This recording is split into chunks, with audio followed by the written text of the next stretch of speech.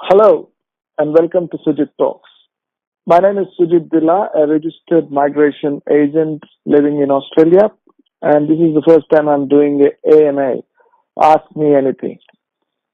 So, to be frank with you, I have already got questions from an intending migrant who has doubts about skill select invitation results, and he sent me a few questions, and I wanted to do a AMA video or audio, if you like, so that the other intending migrants who are on the same page with this person will get to know what's going on with skill select results. And I would also ask this prospective migrant whose name's changed to Babu to ask me some other questions that come to his mind as we speak, so he doesn't have to be limited to the questions he's already sent me.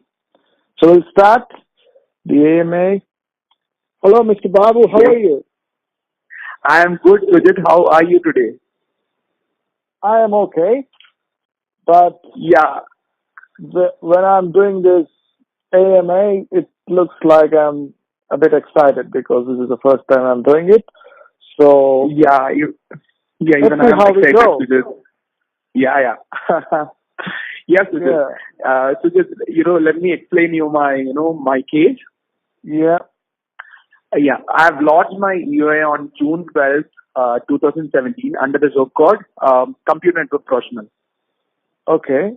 Sure. And I have 65 points and, I'm still waiting to get an invite. So my first question for you is, when will I get an invitation? Yeah. It's very easy to ask that question, but it's very hard to answer that. When will you get the invitation? Because nobody knows when you'll get the invitation. But what we can do is to analyze the skill select results. So the last skill select results were on 6th of September. As we speak, we don't have any more invitation results after that. So the next round was on 28th September 2017, and we haven't seen the results yet, which means we don't have the access to the results. So nobody knows when these results will be published. So it might be published while I'm editing this audio or video and before I publish this audio. So yeah, so you just have to manually check these skill select results. That's how it works, and there's no prescribed time frame when these results are published.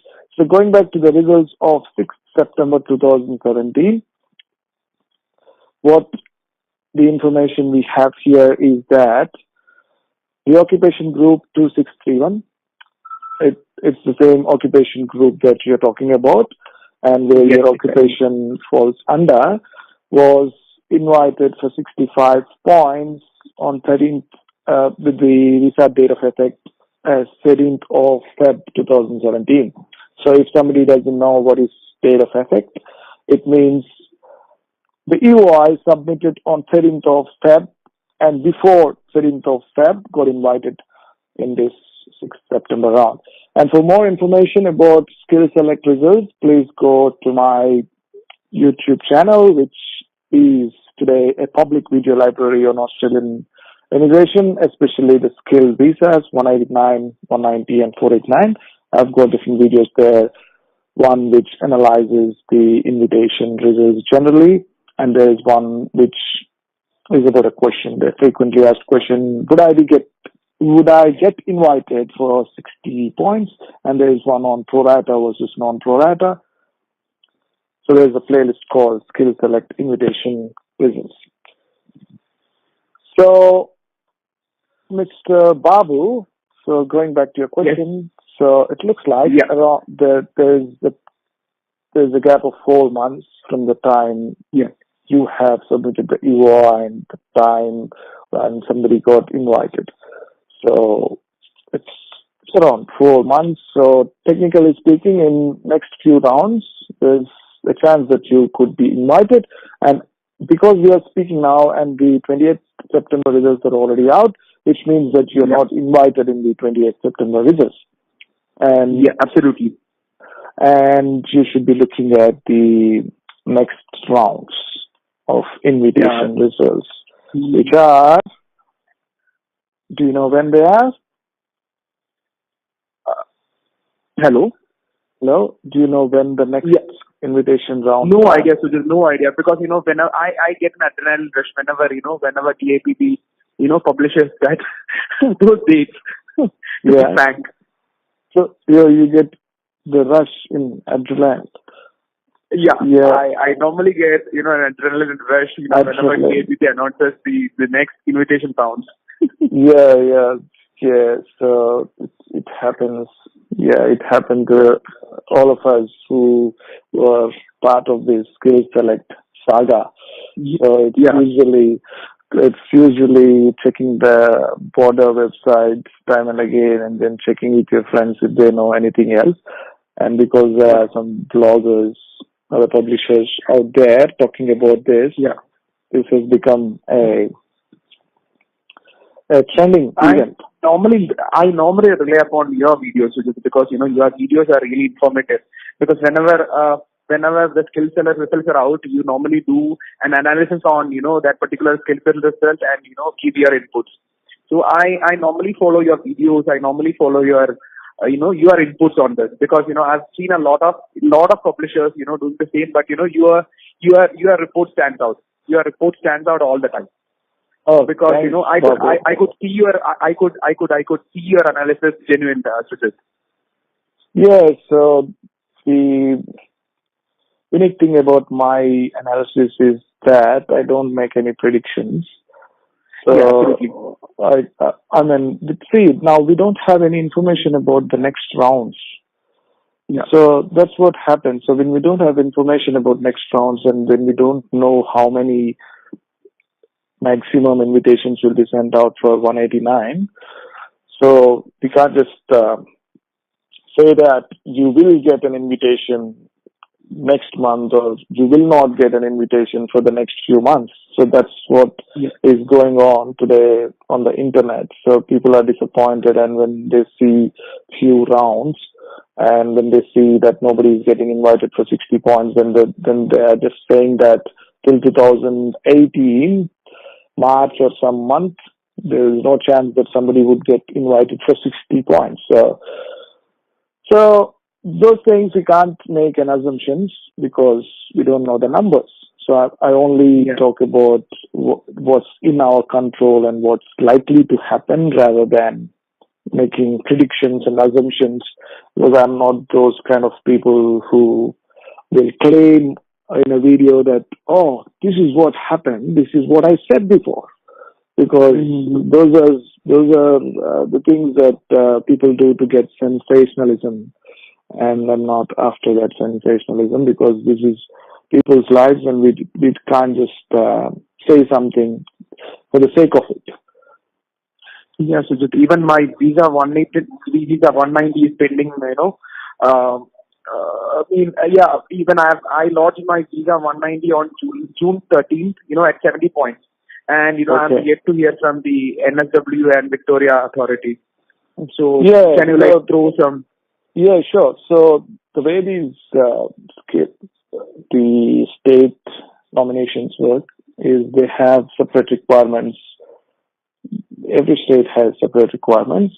So some states ask you to submit the EOI first and then apply to them when they give you an opportunity to do so. It's just like another invitation you get to apply for the state nomination. So you apply for the state nomination after you get the invitation from the state, and then you go back and apply the visa. What I'm trying to say is you get two invitations here. So one you get from the state, and then when you apply for the state, and then when you get it approved, then you can go back and see your EOI and you see an invitation in your skill select. That's the time you apply for a visa. It could be the other way around for some states. You have to apply to them first, and when that gets approved, You get a reference number, you go and put it in the EOI, and then you get an invitation afterwards.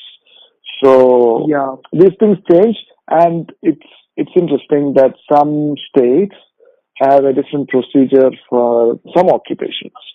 So there's no clear-cut answer for this, and usually what happens is the states give invitations to those people who have more points.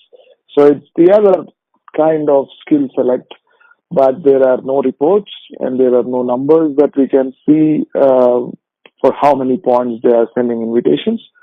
So it's a bit tricky with state nominations. Always 189 is the best visa in the three visas, but if you can't get 189, obviously you should try for the other ones. So I completely understand. Yeah. So we'll go to the next question in your list of questions that you have sent me. Yeah, Sujith, I have a few more questions. Like I once I land in Australia, would it be possible for me to do another job apart from my from my ENCO job code? Yeah. There's no restriction on jobs, so it doesn't matter if you are a IT professional and you work in another profession. It's totally okay. You can you can actually run your own business. If you're here on a permanent residence visa, there should be no restrictions. And if you're on a 489 visa as well, you can work in a different profession and then still get permanent residence, that is 887 visa. So there's no restriction on the job for these skilled visas. So I'm just talking about the GSM, General Skilled Migration, 189, 190, and 489. Yeah. Great. So my next question is, and even I have plans to, work out of New Zealand. So, would it be possible for an Australian PR holder to work out of New Zealand? And, could you please explain me the terms and conditions of, that?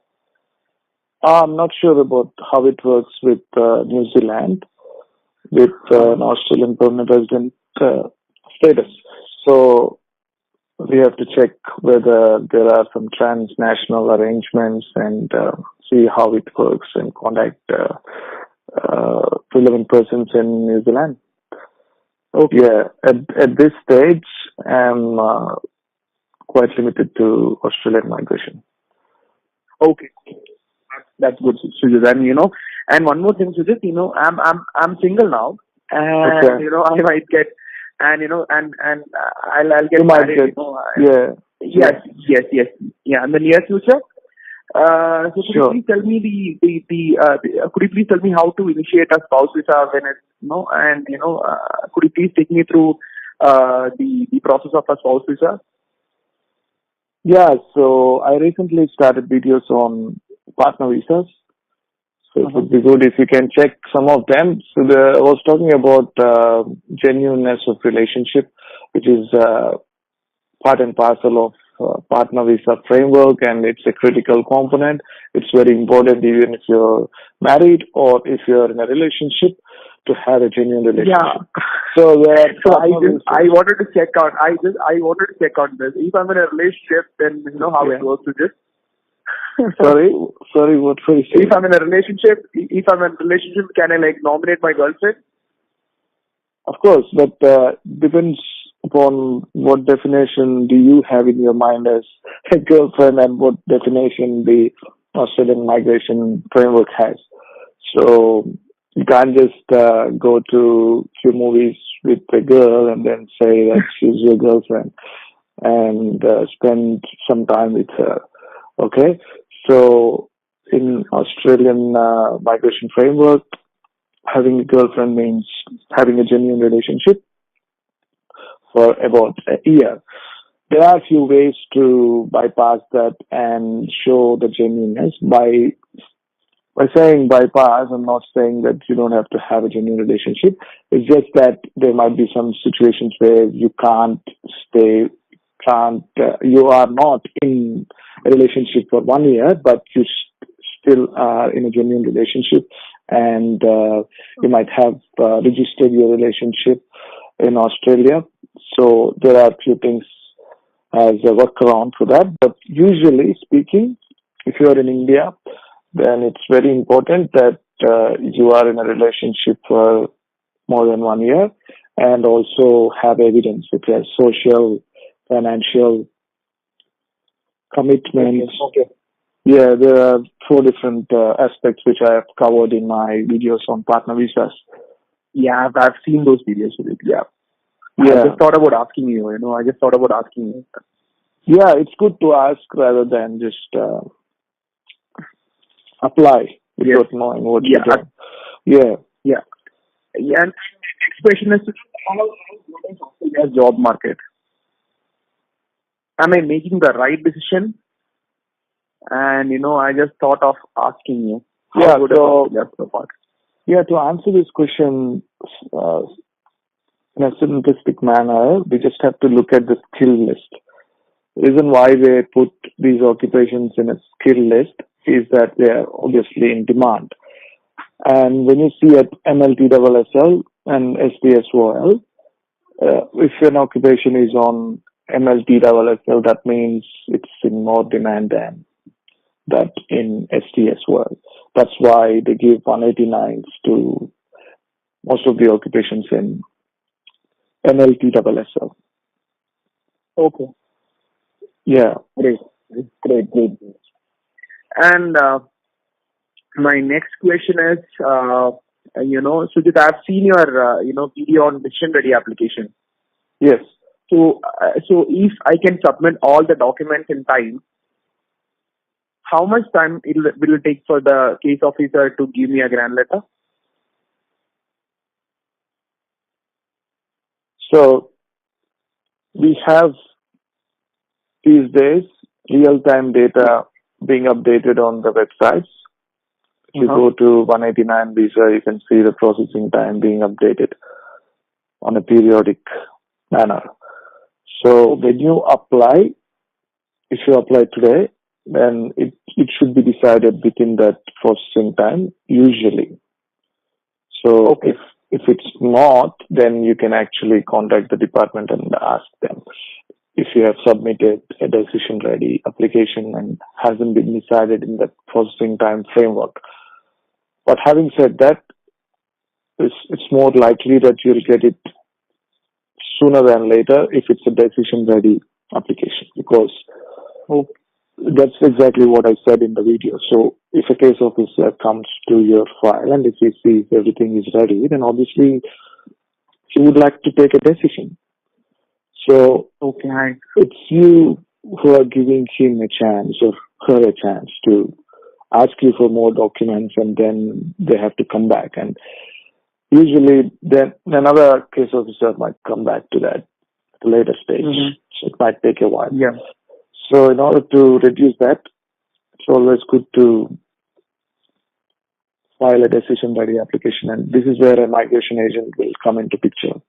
So you might know a few things already because you've been reading stuff on the internet, and there are people like you who will comment and then share their stories.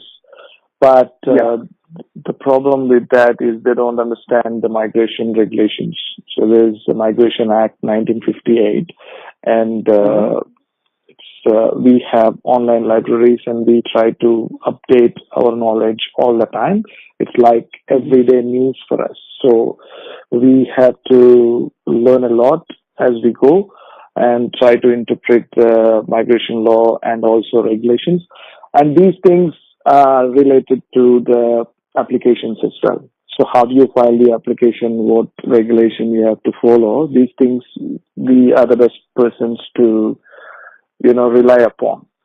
So that's why it's important to consult the migration agent as you go and then apply the visa, and also in correspondence with the department, because we have access to the policy, and this policy is what the case officers will look into before taking a decision. And it's very hard for somebody who hasn't studied migration law to understand the policy.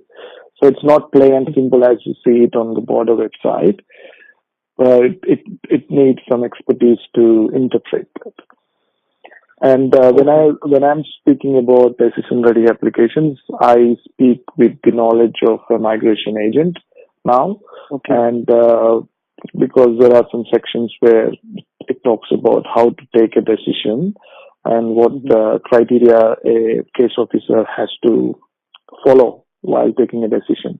And I recently made a video on rejections due to not uploading documents, and it also has something to do with Migration Act and regulations. Yeah, I've seen that video. Yeah.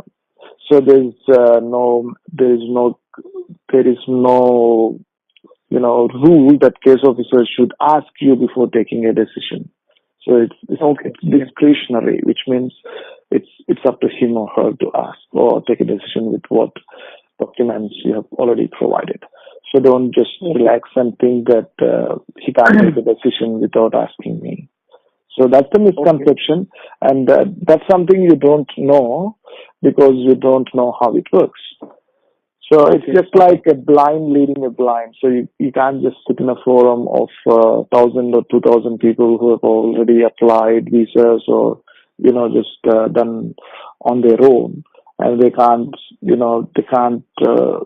know everything how the migration system works, because this is evolving as we go, and it's pretty much related to politics, and we can't just blame the politicians that they did this, because as the job of a politician, their job is to play politics, obviously.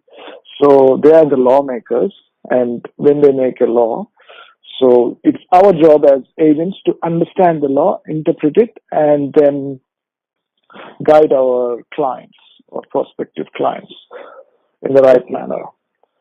Yes, so so I was saying, sorry to interrupt you, I was saying that it's very important to submit a decision-ready application, and to do that exactly what it is, you need obviously consult a migration agent.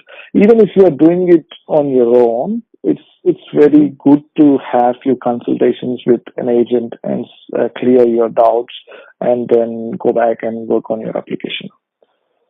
Okay, great. I understand. And I have one more question, Sujith. Let me give you two cases, case A and case B. And case A is a visa application lodged by an individual without the help of a registered migration agent. Okay. And case B is a visa application lodged by an applicant with the help of a registered migration agent. Okay, so let me ask you a question.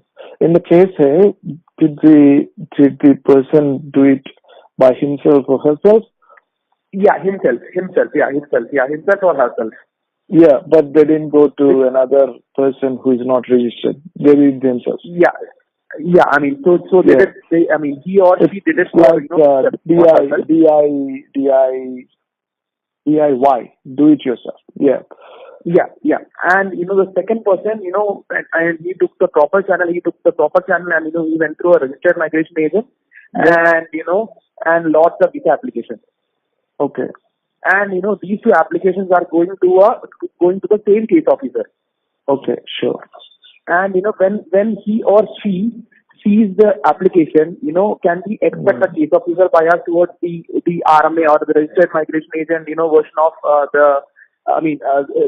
so can we expect a bias towards case B? I mean, the one which went through a registered migration agent?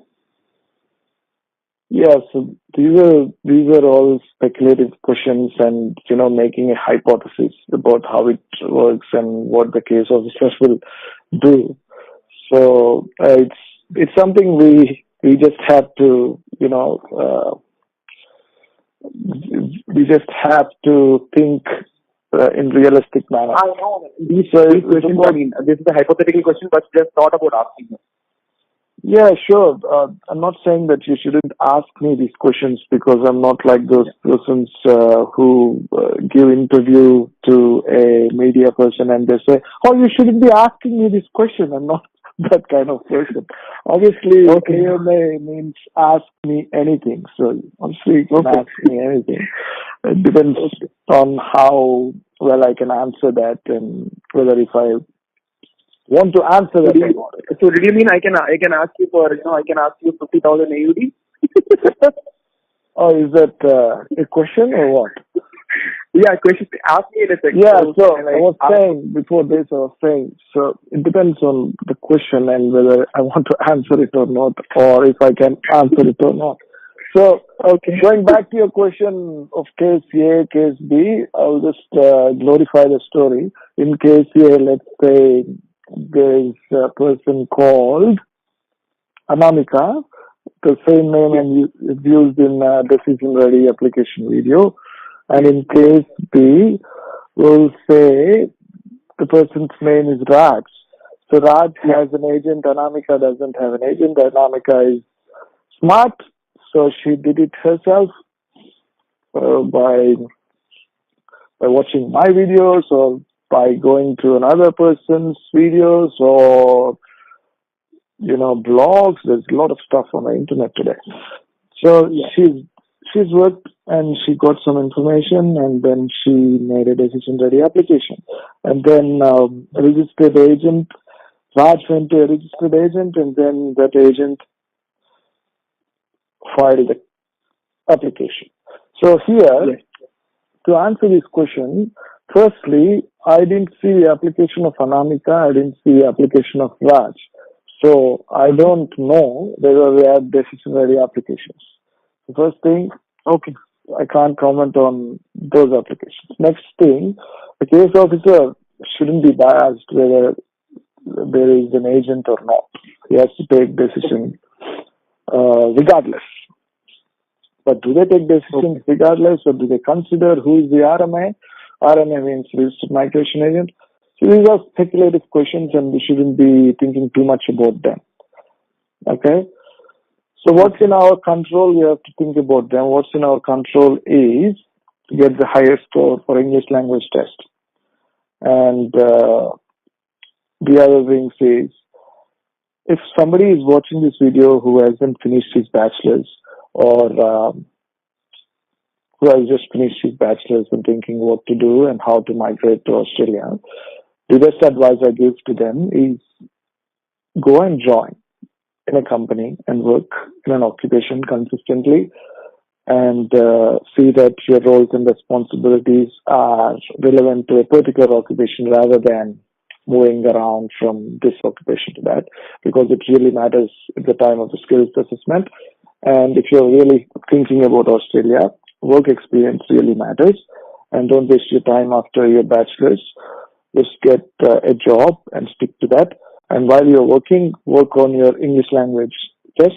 It's not just before you apply a visa. You can actually do it right now. As you listen to this video, you can just start preparing after this video finishes. So that once you write an English test and you get the right score, it's valid for 3 years. So you can actually plan the process after that. It's not the other way around. So my scores are valid for the next 3 years, right? Yeah. So I took PT examination and the official score report says that it has a validity of 2 years, but UPC accepts the same for 3 years. Yeah. So the department, there are some nice people in department who brought up this rule, and it's been official for some time now that the department considers an English language test, approved English language tests such as PTE Academic, IELTS General, and also TOEFL, IBT, and other approved language test scores for 3 years, even though some tests might have an expiry after 2 years, department will consider it for 1 more year, which is very good. You don't have to write it. Yeah. So that's I guess. Oh, so you didn't know this before? No. Okay. Then that's good for you. Yeah. Yeah, something new and interesting. And one more thing, and I was just thinking about this also. I mean, what are the possibilities of getting an interview call from the case officer? You know, can you explain me, what are the possibilities of getting an interview call from the case officer while processing the visa application? See, there's no rule that stops the case officer to contact you. Okay, you can expect it. Okay. And you shouldn't be worrying about an interview from a case officer if you have provided everything according to the application checklist. So it's just to explain what you have provided. Okay. So when you say an interview call, would it be like a normal interview call? What we get during a recruitment?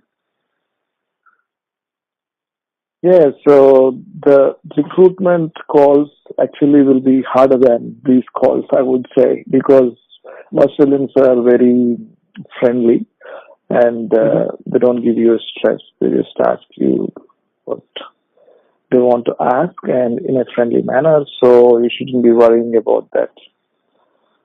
Obviously, if you have provided and if you have an agent, then you might get correspondence to the agent first. Okay. Yeah. Okay. So, but there's no rule that stops the case officer to go and speak to the applicant directly. There's no rule. Okay. And if you know what you have submitted and if you have followed the checklist, there is nothing to worry if the case officer interviews you. Okay. And the next question is, and Sujith, I don't even have a point to claim for my work experience. And sorry, so what was it? You don't even have what? I don't even have a point to claim for my work experience. Okay, sure. So do I need to upload my experience letters and payslips while lodging my visa application? If you're not claiming points, then you just have to follow the checklist. If you're showing some experience, that in the application, obviously you have to mention whatever you're doing. Right now, there's Form 80 where you have to write everything that you do. Bid, it means wherever you have worked, you have to mention that, and whatever you have studied, you have to mention that. It doesn't have to be relevant to the occupation. It doesn't have to give you some points. So basic stuff, if you have work reference letter, it's good to upload. And pay slips, it really depends on the checklist, as we say. So these things change. And I'll not be claiming any points for my work experience. So so do you really? So when it comes to your visa lodgement, then that time do I need to upload these things? Because what I know is that we are not supposed to upload the experience letters and pay slips. Yeah. So if you go to 189, you can see a checklist, and you just have to follow that, whatever it says. Okay. Yeah. Because it's difficult for me to get a letter from my previous organization. I mean, it's the same for everyone, right? I mean, to get a letter from your current organization. As I said, so the answers to these questions are general in nature and not to be taken as an immigration advice. So I didn't have a look at what you have provided in the EOIs, and then you are not in a position to actually apply a visa at this stage as we speak because you didn't get an invitation. And because I haven't dealt with your file yet, you're not my client. So I can't answer these questions unless I see more details of that and what exactly we need to attach to the application. But generally speaking, you just have to go with the checklist and attach whatever it asks you to do. And it's always good to give more information and give all the information that you have with you to the department. Rather than thinking it's not needed. So do you mean, or is it needed? So do you mean, did you mean that, I have to upload those affidavits which I've prepared? Yeah, so as I said before, without having a look at the file, I can't comment Yeah. on a specific document, as you said. Okay, okay. Because I've prepared, I've prepared three affidavits to show my experience. My experience is not experience, and so that's the reason why I've asked you whether I need to upload those affidavits. Um, to yeah. Yeah, so I'm just repeating myself to look at that, and usually I do consultations to give immigration advice, and if you want immigration advice, please go to my website, SUJITHTALKS.com, and then you can book a consultation. Yeah, But for general information, as I said before, you just have to go with the checklist. And when you don't have some documents according to what's been asked, there are always some alternative methods that are suggested by the department, and you can just follow those prescribed rules. Okay, I understand. Yeah. And Sujit, this is something out of the migration framework. Okay. So how often can I see a spider in Australia? Because I'm so scared of spiders, so I thought about asking you. I just said okay. Yeah, I see. This is the last question you asked. Yeah, I was trying to prepare an answer for this, but somehow I don't know about this. And what if there is a spider in Australia? Will you not come to Australia if you get a visa? No, I'm actually scared of spiders. So so I don't want to, because I came to know this, later, after completing my year, that Australia has a lot of spider varieties. So I thought, I'll ask you, how often can I see a spider in Australia? Yes, so maybe I'll give this question a pass. Okay. Yeah. Yeah. So, Mr. Babu, do you have more questions today? No, these were the questions in my mind, Sujit. These were the questions in my mind, Sujit. Yeah, so I'm so happy I'm so happy that I could actually clear my doubts, and you always enlighten us. Sujit. Keep up the good work. Oh, so can you just explain the word enlightenment for our YouTube viewers? Sujit, I was completely unaware about, Australian immigration. I was completely unaware of Australian immigration. I was completely unaware about the visa types and, the processes, the different authorities. But, so I was actually looking for, some pristine information on this. So, and I could luckily, see your channel, and I just subscribed your channel, and I kept on, listening to your videos, podcasts, and, all those things. So now I can proudly say that, I at least know, these are the visa types, these are the procedures, or these are the rules in, place, and, and you always support us with, different information. A common man always needs such things. So, the pulse, what we need. So you keep on uploading videos, and that is for for no cost. I mean, so if you just need to have a mobile, you just need to have a smartphone to access your videos, and so that's the reason. I mean, I always love your work, and keep up the good work, Sujit. Because we need people like you. Yeah, I was thinking about this while you're speaking. Yeah, in last month you've been messaging me and asking me to upload videos. And you're kind of putting pressure on me. You're asking me, why are you not doing videos these days? See, what I normally do is, being a visa aspirant, what I normally do is I log into different forums. I log into YouTube, and the first thing I check is whether I have any updates from you. And I normally go to your YouTube channel, and I normally watch your videos. And I never knew that there is something called a visa ready application. So now I started advising my friends there is something called a visa decision-ready applications. So you have to always lodge a decision-ready application. So even I know now, what I need to do. Yeah, that's very good. Now you can actually educate others as well, because that's what you are pouring in a lot of knowledge to this. You have to, and you are pouring in a lot of knowledge at no cost. So we people can actually subscribe, or we people can actually watch your videos at no cost, and you are just enlightening our lives. Yeah, thanks for that. So what is that you found it different in my videos and vlogs? I just started podcast. Simple, Sujith. You know what you are doing. Okay. Yeah, because simple, Sujith. Because you know what you are doing.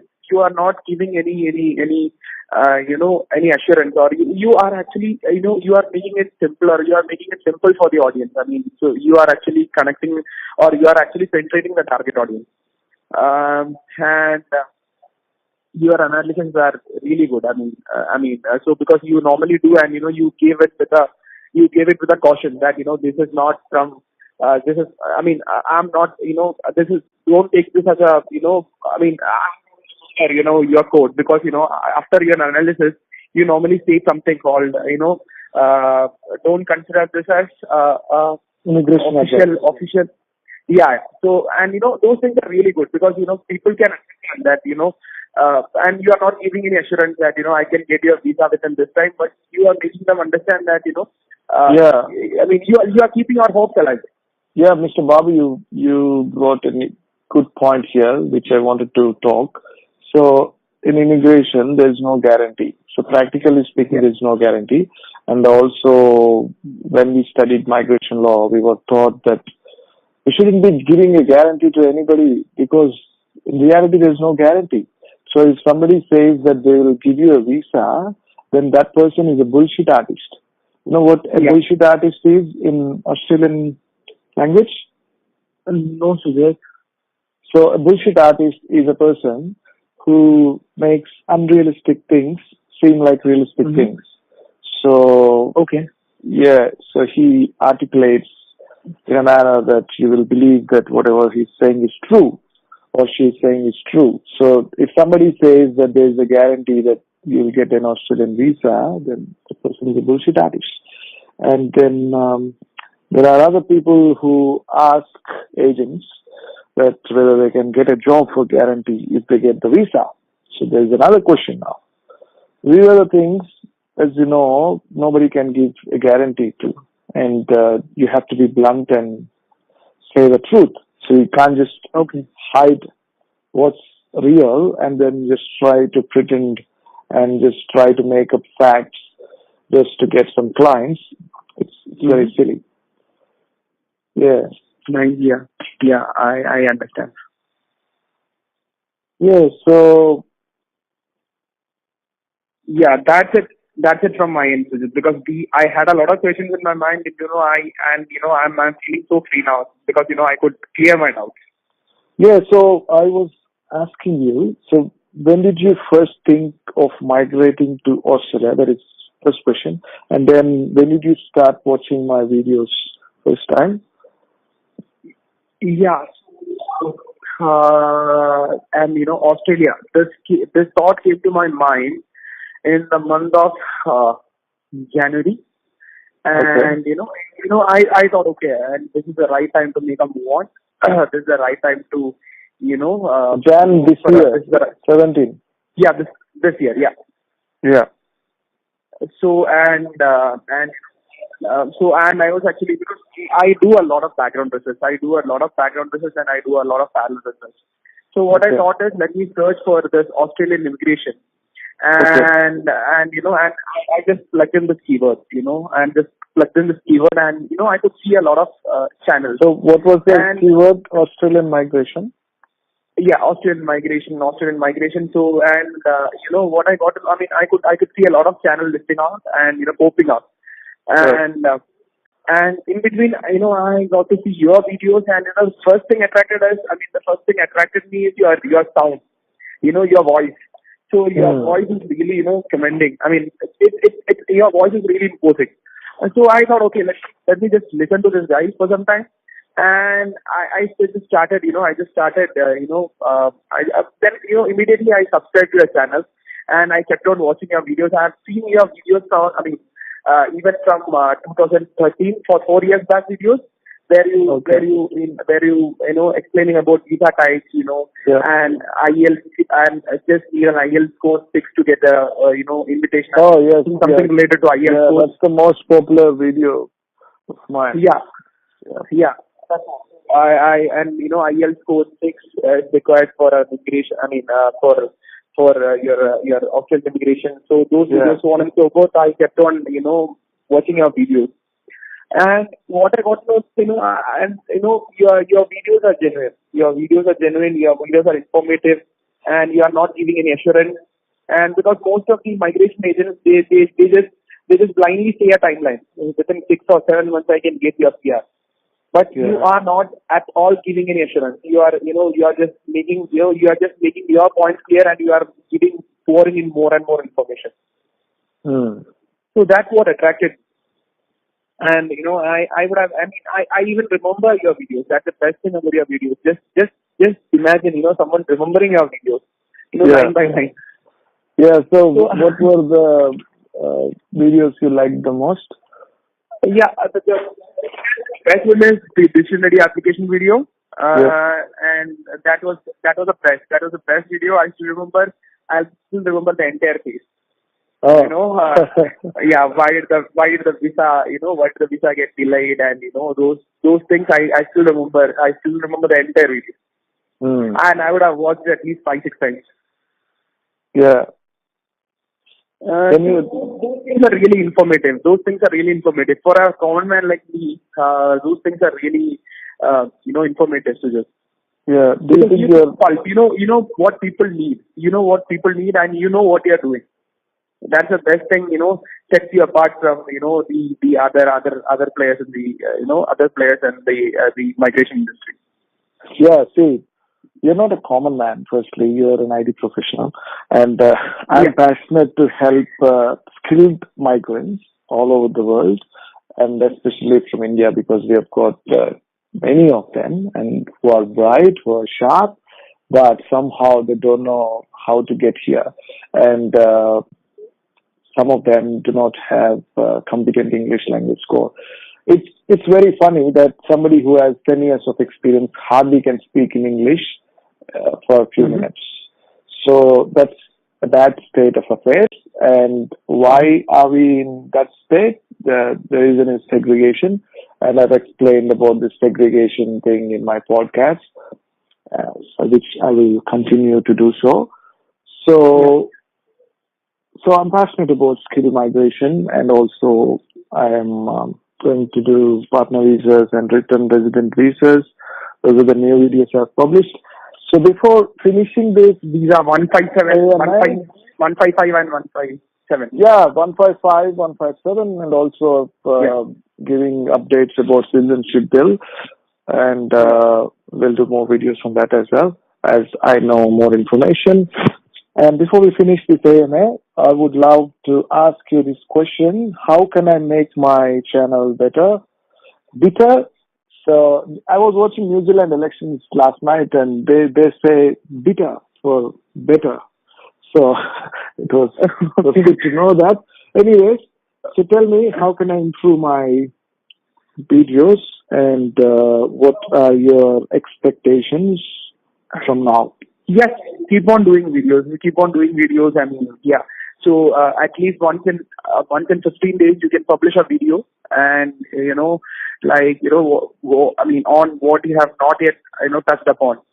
So you can actually, because you have already covered all the visa types, and so you can actually do in a refresher or something on visa types, or because videos are really informative. It's in layman's language, and people will find it very easy to understand your video. So I'm not finding any shortfalls. So your videos are really informative. I'm not finding any areas of improvement as of now. Come on, there should be some. You're just being nice to me. Yeah, but you can do refreshers. You can actually, make them understand. I mean, you can actually, come up with a video on, the current, migration status. I mean, why is it getting tighter and tighter day by day? What is getting tighter and tighter? Australian immigration. Australian immigration is getting tighter and tighter day by day because people are the skill migration hasn't changed much. So it was about the other visa types, work visas, and I always recommend skill migration over other visas such as 457 and RSNS and ENS, because this is what you can do yourself independently or take a help of a state. But when it comes to work visas, you're talking about employers and there's room for exploitation and blah, blah, blah. So obviously, there's nothing much changed in general skill migration this year, and it's just the media stories that you hear. But when I analyze last year's trend, someone who had 65 points, under my job category, got an invited, got invited within 3 months, Sujith. Exactly. So, as I said in my video, would I get invited for 60 points? Repeating that, we don't know how many people are there submitting the EOIs or there who want to submit an EOI. The number hasn't changed. The total number of occupations that the government intends to take in general skill migration program hasn't changed. They haven't reduced it. Okay? And the skill list usually changes every July 1st, and sometimes it changes every 6 months. And so the skill list changes, but in general skill migration, there are not many things that have changed other than the age limit, which has been dropped to 45. And but nobody's talking about that. Many people are talking about points and why are they not getting invited. So if you see some media stories, obviously you'll be frightened. There's a scare campaign going out there. The two things that happen with media is, one thing, the first one, media tries to take sides, obviously. That's their job. And the second thing is that when they don't get things right because they fail to understand, especially this is related to migration law, and I'm sure that they wouldn't understand and they will not have a clue how it works. So they just write what they can write, and there's some sloppy journalists, but who are good bullshit artists, so they'll end up writing good stories. So as a result of this, people will get frightened and think that there's something going on here, and Australia, what happens to Australia's migration and things like that. This is an immigration nation, and things change here in immigration, but it will always remain an immigration nation, and we will see more things to come in future. And even if the migration system changes, even if there is some artificial intelligence involved in the BIBP visa processing, there are some basics that are not going to change. And those are things like the Migration Act regulations. They might be updated, but usually there are some concrete methodologies that are followed. And skill migration is the best migration type in the entire migration system, I can say. Because skill migrants are the people who will take this nation forward. Okay? Yeah. And when you get a visa, you make sure that you contribute to Australia, and that will give you pleasure. Okay. I can guarantee that. Yeah. Yeah. Yes, it is. Yeah. So, Mr. Babu, so thank you for your time today. Yeah. I hope Thanks so much. Yeah. Yeah, and I hope it helps the other intending migrants as well when this is published. Let's see how they will react to this. And also, before I finish, I would recommend everybody who's been watching this video or listening to this to go to my website, SUJITHTALKS.com, and you can see all the publishing work the blogs, podcasts, and my videos are all on YouTube, and the channel name is SUJITHTALKS. It has become a public video library now with over 50 videos on general skill migration. We also have videos on partner visas and return resident visas, and I'm giving status updates and what's going on in the parliament in relation to the Australian citizenship bill. So please subscribe to my channel Sujith Talks on YouTube. Go to my website SUJITHTALKS.com to see all the publishing work for general information, for Christian information. But if you need immigration advice, I would recommend you to book a consultation with me, and you can do it on my website as well, SUJITHTALKS.com. So thank you, Mr. Babu, once again. And we'll stay in touch. Yeah, for all the folks out there, happy migration. Oh, thanks. And for all the intending migrants, please share this word that you come here to make a difference to the country and to you. Yeah, it's not a zero-sum game. Skill migration is never a zero-sum game. There is a give and a take. And many people have contributed to this immigration nation and also received in return a great lifestyle. The Australian lifestyle, a laid-back lifestyle, a beautiful country with around 10,000 beaches. Okay, Mr. Babu, I'll leave it there. Yeah. And I'll let you go. Thanks so much. Sujith. Yeah. Bye-bye. Bye.